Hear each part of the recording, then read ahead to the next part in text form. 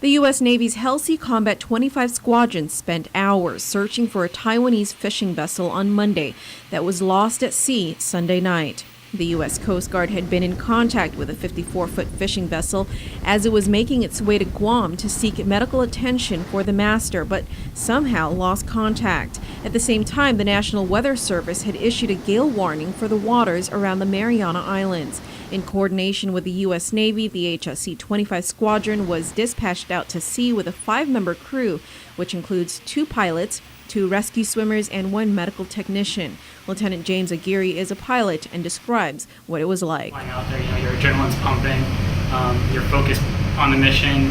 We're getting everything situated. We calculated out our bingos and stuff like that, which is what we need to return back for fuel. It wasn't actually raining too bad out there, and there's a couple of cells that we were able to avoid. It was very hazy out, so visibility was worse than we've seen before, but it wasn't anything that was detrimental to us as a crew.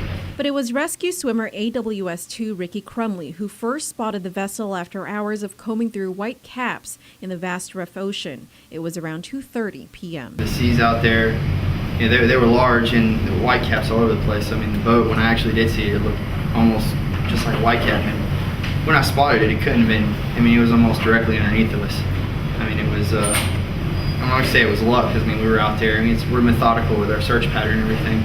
But it was the last minute. When I spotted it, it was right there outside the window. It was, looked down, it was right on top of us. So Crumley says during any search and rescue mission, it's always very important to stay focused. When he was finally hoisted down into the fishing vessel, which itself is also a serious task, Crumley said his focus shifted to helping the master of the boat. Got on deck and immediately, I was communicating with crew members. They couldn't speak very good English, and I went straight to assess the captain. And it was loud, it was windy, we knew the seas were assessed at 15 to 20, and it was every bit of that it looked like from the ship deck.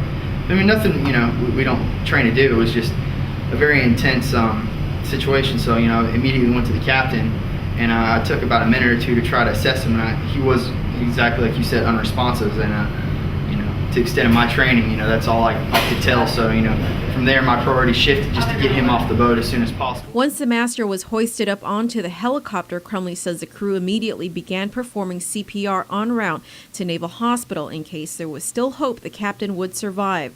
AWS-3 Kenneth Ty is the crew chief. I think my crew did an amazing job. Anytime you're hoisting someone 80 feet down to a pitching deck, it's a very good thing that we've got the time and training to be able to do that safely and accomplish that mission.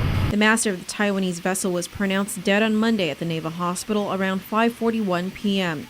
Although they are saddened to hear the news, they are proud of the work they do. We get the call where, because we troopers are very excited to go out, us saving lives is what we love to do. It gives us a sense of pride. I mean, upstairs we have that board that shows every single SAR, fire buckets, and medevac that we've had here at the squadron.